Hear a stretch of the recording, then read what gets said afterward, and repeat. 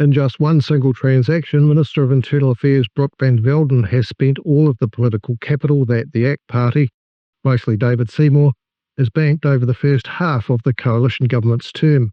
The cyborg Brooke GPT, as she's known, has experienced a serious coding error. She's gone rogue in support of Maori victimhood.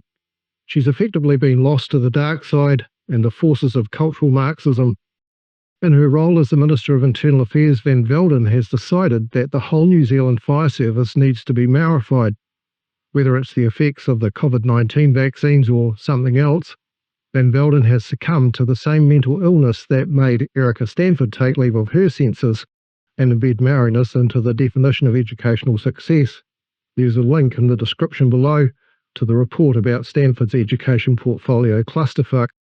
The Fire Service says that the justification for Maorifying the Fire Service is that Maoris are disproportionately impacted by unwanted fires and fire-related emergencies.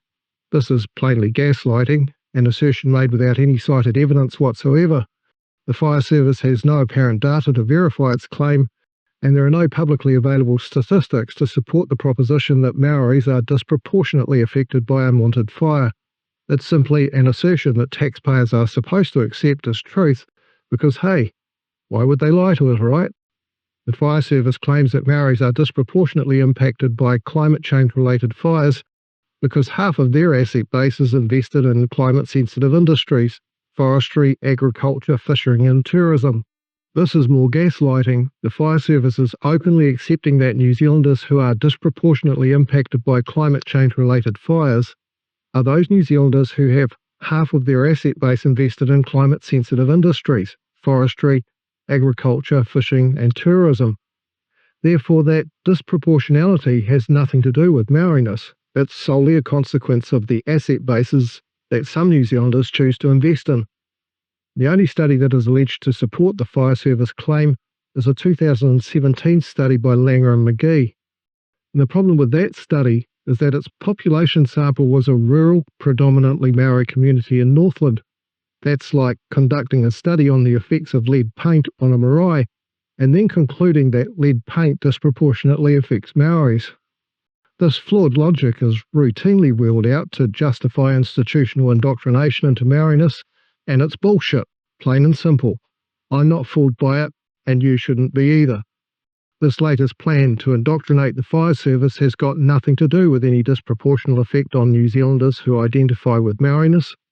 What this Maorification is really all about is the elite class of iwi ndio rangitira injecting themselves into every and all taxpayer-funded entities so that they can clip the ticket on taxpayer funding and divert our hard-earned cash into the breathtakingly greedy salaries that they pay themselves to sustain the bureaucracy of their various iwis.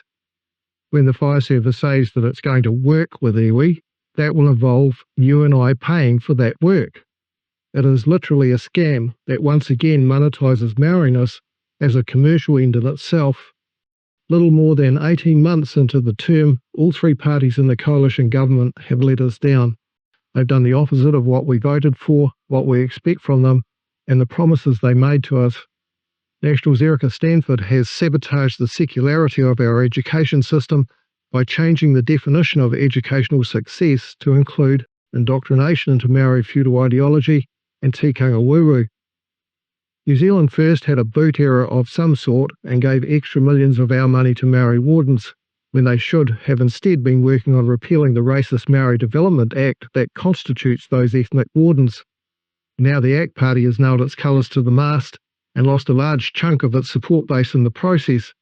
Listen to Van Velden in full propaganda mode on the platform when Sean Plunkett asked her why she was Maorifying the Fire Service. And what that actually means is we're going to find our savings without affecting the front line. The trucks will still go out, people will still be safe. We're coming from the back office side. As part of that, we are going to disestablish the entire kaupapa Māori and Cultural Communities branch, including the Deputy Chief Executive responsible for kaupapa Māori and Cultural Communities and all of their support staff. However, they will be retaining roles that involve working directly with communities to reduce fire risk.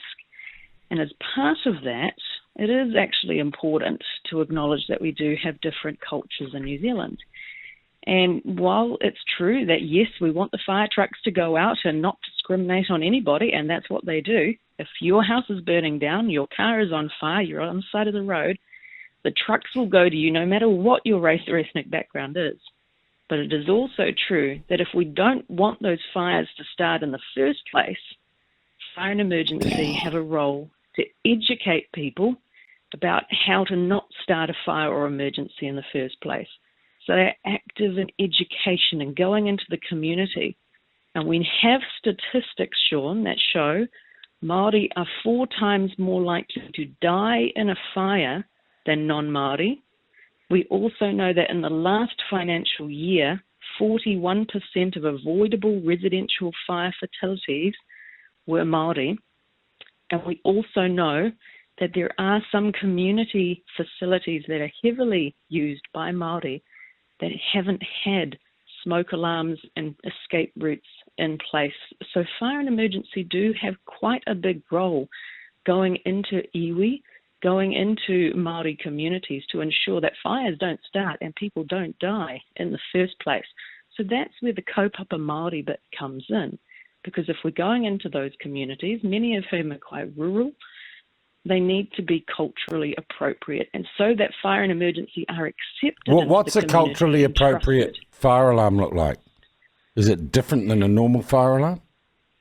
Remember the time that we all did a fist pump and dared to think that things would get better? Remember this? Mr Seymour, what's your response to the Labour Party saying that $1 billion of Māori funding has gone from this budget? Well, there's no such thing as Māori funding. There's funding for New Zealanders.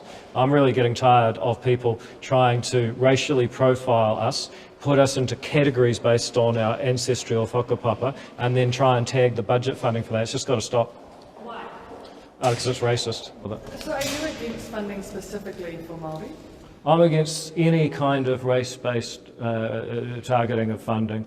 I'm opposed to people who want to put all their emphasis on the 0.1% of human DNA that's different from each other and ignore the 99.99% that unites us. So Pacifica funding as well, you would be against? I think you can work that out, yeah.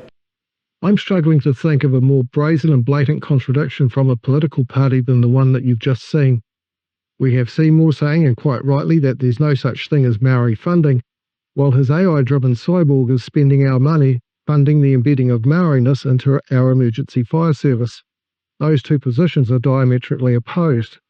Not only is it a contradiction, it's one that's justified on a false premise.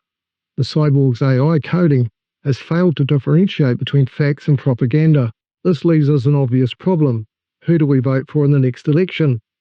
All the parties in our parliament have overindulged Maoriness. They all, to that extent, have manifested cultural Marxist ideology justified by an entirely fictional interpretation of the Treaty of Waitangi. If it comes down to the lesser of evils, New Zealand First has made the least serious error of judgment. Its indulgence of Maoriness has been to throw a few extra million of our tax dollars at them.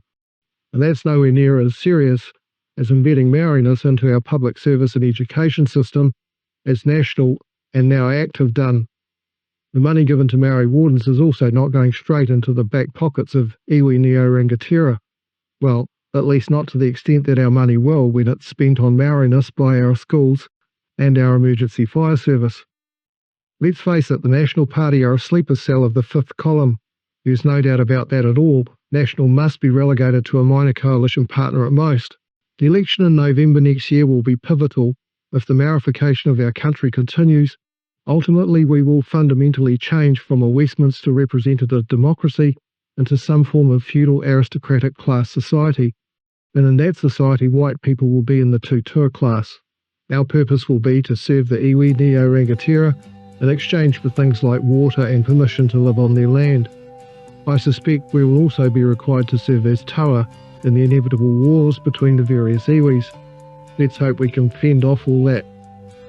With a few mistakes made, some real improvements achieved, and making all the right noises about the right issues, Winston Peters may well become New Zealand's first Maori Prime Minister after the next election. And in Shane Jones, he couldn't ask for a better wingman. Could be a Maori Prime Minister and Maori Deputy Prime Minister.